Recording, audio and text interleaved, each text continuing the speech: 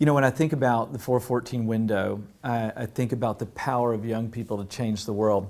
In the early 1990s, when the wall came down in Eastern Europe, we had the privilege of going into a city in southern Siberia where there hadn't been any workers yet. No one had come yet, and our first invitation was through the schools.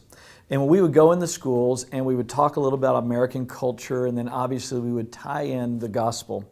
And when we would talk about Jesus, that somebody actually loved them and came to save them, not only from their sin, but to give them a new life, we found that 50%, at least in every classroom, would bow their heads, would call out to Jesus, and with all their hearts would begin to meet with us and learn more and more about what it meant to follow Him.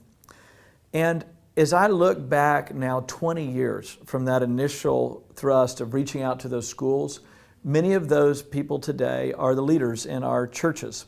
They are pastors, they are business people, they are teachers, they are doctors, they are construction workers. They're living out the gospel. And when we sat in a room just recently and had everybody go around and talk about when they got saved, someone would say, I was at this sports camp that you guys did, and I remember so-and-so sharing about Jesus, and I gave my life to Jesus. And I'd say, how old were you? I was 12 years old.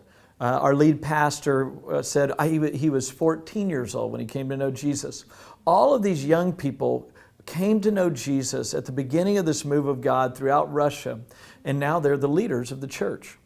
I think that that's what's happening around the world, that God is opening up windows among the young like He never has before in history.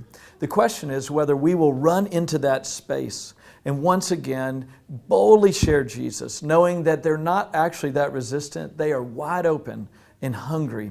The question is, will we go? Will we connect? Will we find out what their needs are and be a part of the journey with them?